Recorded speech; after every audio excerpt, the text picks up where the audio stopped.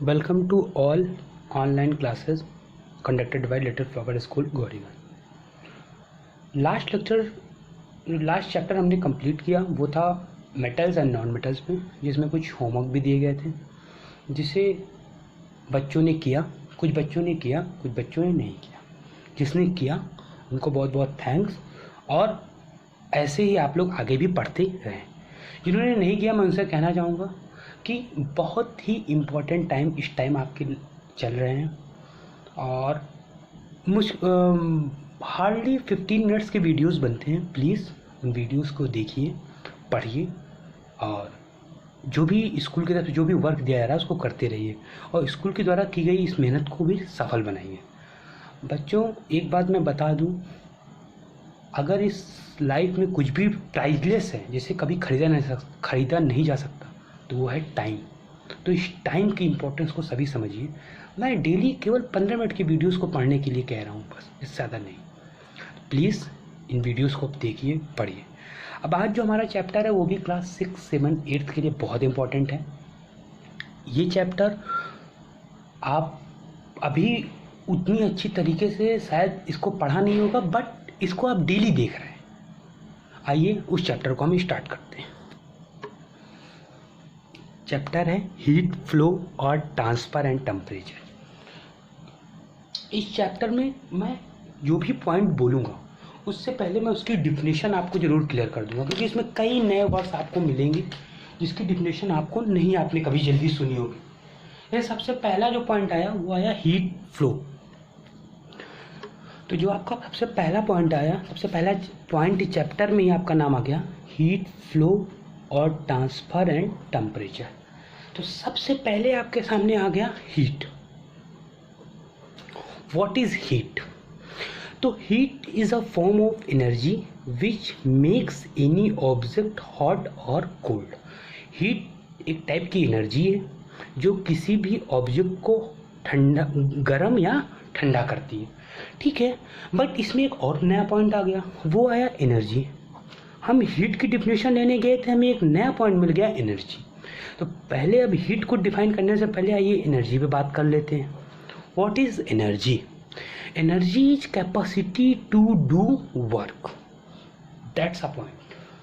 Capacity to do work, किसी भी चीज़ की को करने की कैपेसिटी ही आपकी एनर्जी होती है। मैं डेली सुबह 10 किलोमीटर दौड़ पाता हूँ, ये मेरी कैपेसिटी है। मैं 50 किलो का बोरा उठा सकता हूँ, ये मेरी कैपेसिटी है। तो एनर्जी जो है वो is a form of energy is capacity to do work. किसी भी चीज़ के करने की जो कैपेसिटी होती है वो एनर्जी होती है। और heat is a form of energy which makes any object hot और कोल्ड। मतलब हीट भी एक एनर्जी की फॉर्म है जो किसी भी चीज़ को कोल्ड या हॉट करती है। अब एक और डिफिनेशन इससे बनती है कि हीट जो है वो एनर्जी ट्रांसफ़र होता है। Heat is a energy transfer without mass transfer. ये डिफिनेशन इसी डिफिनेशन की एक कॉपी है। जैसे अब आप इस चीज़ को ऐसे समझिए, जब आप कुकर लेते हैं, कुकर को आप गर्म करते हैं, आप जब बर्नर पे रखेंगे कुकर गर्म होगा, हीट होगा। ऐसा थोड़ी है कोई, अब कुकर कोल्ड था, जब ठंडा था तब उसका वेट 2 kg था, जब उसको आपने वार्म गर्म कर दिया, हॉट हो गया, तो उसका वेट 1.5 kg रह गया। ऐसा नहीं है, जितना उसका वेट पहले था उतना वेट बाद में भी था, लेकिन उसमें एनर्जी ट्रांसफ़र हुई। पहले वो कोल्ड था, बाद में वो हॉट हो गया। तो heat is a form of energy transfer without mass transfer. मैं इस डिफिनेशन को केवल इसलिए बता रहा हूँ, मैं आपको केवल ये बताना चाहता हूँ कि हीट में एनर्जी का तो ट्रांसफ़र होता है, लेकिन मास का ट्रांसफ़र नहीं होता है। हीट में एनर्जी ट्रांसफ़र तो होता है हीट फ्लो में, लेकिन आपका मास का ट्रांसफ़र नहीं होता है। अब हम हीट के फ्लो के बारे में समझने से पहले थोड़ा सा हीट एनर्जी के सोर्सेस के बारे में जान लें। सोर्स ऑफ हीट एनर्जी भी कह सकते हैं आप इसको। सोर्स ऑफ हीट एनर्जी, सबसे पहला जो सबसे इम्पॉर्टेंट, सबसे बिगेस्ट जो सोर्स है हीट एनर्जी का, वो है सन। सोलर सिस्टम सबसे बिगेस्ट सोर्स है हीट का, हीट एनर्जी का। उसके बाद जो आता है फ्यूल्स आते हैं, फ्यूल्स में आपके वुड आता है, कोल आता है, गैस आते हैं। जितने भी टाइप की गैसेज हैं सबसे हीट एनर्जी आती है, हीट एनर्जी मिलती है फ्यूल्स में, वुड। और फ्यूल्स आप जानते हैं आपकी जो गाड़ियाँ चलती हैं सारी फ्यूल्स से चलती हैं, पेट्रोल डीजल ये सारे फ्यूल्स में आते हैं। कोल कोयला वो भी हीट एनर्जी का बहुत बड़ा एक सोर्स है। फूड, फूड जो है किसी भी लिविंग थिंग्स के लिए सबसे इम्पोर्टेंट है फूड। फूड के बिना तो उसे एनर्जी मिल ही नहीं सकते। हम आप थोड़ी देर खाना पीना ना खाएं तो हम कोई भी काम नहीं कर सकते। इसी तरह फूड जो है हमारे लिए हीट एनर्जी का सबसे इम्पोर्टेंट सोर्स है। इलेक्ट्रिसिटी, हीट के लिए एक इम्पॉर्टेंट सोर्स है वो है इलेक्ट्रिसिटी भी। और उसके बाद न्यूक्लियर एनर्जी, न्यूक्लियर एनर्जी भी एक सोर्स है। इन दोनों टॉपिक्स पे बाद में बात हुई होंगी क्योंकि ये अभी आपके टॉपिक से रिलेटेड नहीं है। और डिस्कशन करने से पहले हम डिस्कस करेंगे इफेक्ट ऑफ हीट पे। इफेक्ट ऑफ हीट, हीट से होता क्या क्या है। चेंज इन टेम्परेचर, जब किसी भी बॉडी को आप हीट देंगे तो अगर ऐसा होता है कि वो बॉडी हॉट या कोल्ड होती है, आपको भी बताया मैंने।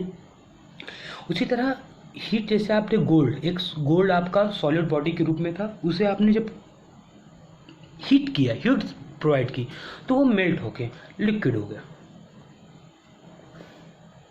इसे अभी आप पढ़ेंगे चेंज इन स्टेट में भी। तो चेंज इन टेम्परेचर मतलब जब किसी भी बॉडी को आप हीट देते हैं तो उसका टेम्परेचर चेंज हो जाता है, और चेंज होने के साथ ही वो अपने शेप को भी कन्वर्ट कर देता है। इसका ही अगला पॉइंट हम पढ़ेंगे expansion of matter, tendency to change shape, area and volume.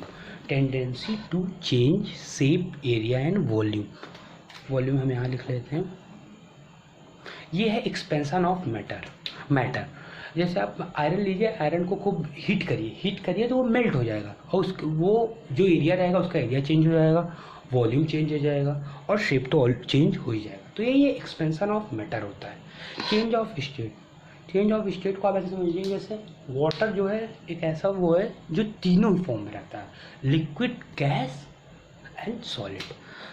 जब वाटर आइस के फॉर्म में रहता है तो वो सॉलिड रहता है। आपने फ्रिज से आइस निकाली है और बाहर रख दिया, बर्तन पे किसी रख दिए, तो तेजी से मेल्ट हो जाएगा। जब मेल्ट हो जाएगा तो वो किस फॉर्म में आ जाएगा, लिक्विड फॉर्म में आ जाएगा।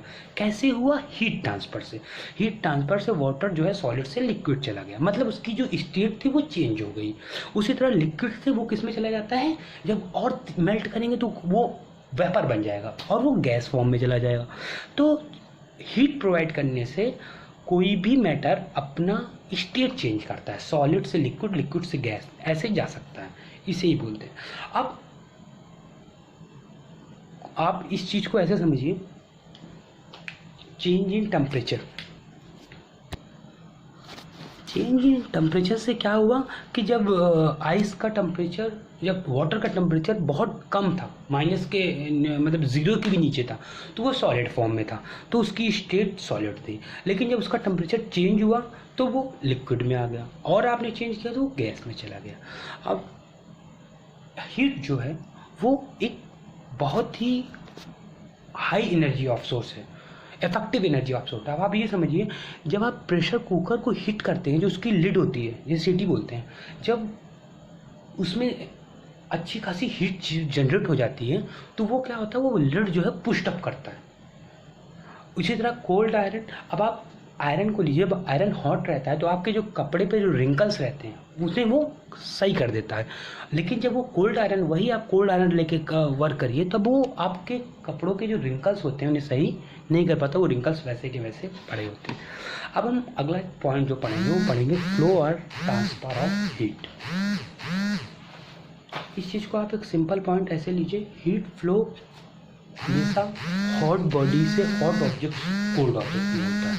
हीट फ्लो हॉट ऑब्जेक्ट से कोल्ड ऑब्जेक्ट में होता है, मतलब हाई टेम्परेचर से लो टेम्परेचर की ओर होता है। Heat flow always hot body से कोल्ड बॉडी में होता है, हाई टेम्परेचर से लो टेम्परेचर पे होता है। इस चीज़ को आप कुछ ऐसे समझिए, मैं आपको एक एग्जांपल देके दिखाना चाहता हूँ। जैसे ये है एक रेज़र है, हमारा मिड में पड़ा हुआ है, ऐसे देखिए आप, इसे रेज़र है पड़ा हुआ है, ठीक ठीक है, ये रेज़र पड़ा हुआ है। जब ये रेज़र अगर इधर है, मान लीजिए ये रेज़र इस तरफ है, अगर हमको इस रेज़र को इस तरफ लाना है तो हमें क्या करेंगे, ये रेज़र इस टाइप है, इस तरफ है, अगर हमें इस तरफ लाना है हमें धीरे से इसे इधर टिल्ट करना पड़ेगा। मतलब एक पॉइंट इसका नीचे रहेगा, एक पॉइंट ऊपर रहेगा, तभी जाकर ये रेज़र इस तरफ से उस तरफ जाएगा। जब इस रेज़र को उस तरफ लाना होगा तो हमें फिर इसे टिल्ट करना पड़ेगा, जिससे ये रेज़र मेरा इधर आ जाए। तो हमें टिल्ट करना पड़ेगा, मतलब एक हाई रहेगा एक लो रहेगा। ठीक इसी तरीके से होता है जब आपको हीट का फ्लो होना होता है, तो एक बॉडी को हॉट होना पड़ता है, हाई टेम्परेचर पे होना होता है, और एक बॉडी को लो टेम्परेचर पे होना होता है, कोल्ड बॉडी के रूप में, तभी हीट का ट्रांसफर होता है। जैसे मैंने आपको इसमें दिखाया, एक तरफ ये हाई रहेगा तो जिधर हाई रहेगा उसके अपोजिट साइड नीचे के साइड ही जाएगा। उसी तरह इसमें भी जो कोल्ड ऑब्जेक्ट रहता है, जहाँ लो टेम्परेचर रहता है, उधर हीट आती है हॉट ऑब्जेक्ट से। हीट फ्लो 3 टाइप का होता है, कंडक्शन, कन्वेक्शन, रेडिएशन। कंडक्शन होता है सॉलिड में, कन्वेक्शन होता है लिक्विड में, रेडिएशन होता है गैस में। अब इन तीनों पॉइंट्स को कैसे अलग अलग होता है, या हीट फ्लो की डेफिनेशन, जो एग्जैक्ट डेफिनेशन के साथ हम अगला वीडियो इसका बनाएंगे। तब तक आप लोग इसी वीडियो को देखिए और सही से अच्छी तरीके से समझिए।